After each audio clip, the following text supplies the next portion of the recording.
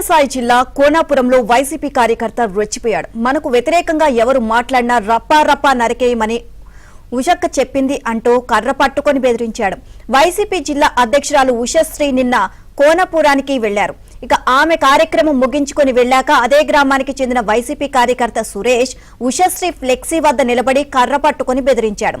Opposite గా ఎవరు మాట్లాడినా రప్పా నరికేయండి అని అక్క చెప్పిందని, ఎవడొచ్చినా నరకడం పక్కా అని రికార్డు చేసిన వీడియోను సోషల్ మీడియాలో పోస్ట్ చేశాడు.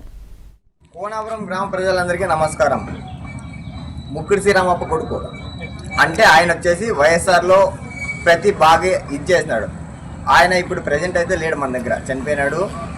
ఆయన తరఫున నేనైతే మాట్లాడుతున్నా.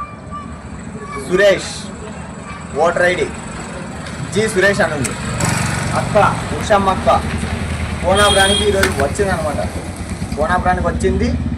ఆమె తరఫున మేము ధైర్యంగా మాట్లాడుతున్నాం. ఎందుకంటే అక్క అంటే మాకంత ధైర్యం, అంత సాహసం. అక్క ఏం చెప్పిందంటే ఆపోజిట్ ఎవడన్నా మాట్లాడి రప్ప నరికేయండి అని చెప్పింది అక్క. దానికోసం అని చెప్పేసి నేను ఈరోజు మాట్లాడుతున్నా. మా అక్క ఉషమ్మక్క కోనాపురానికి వచ్చింది.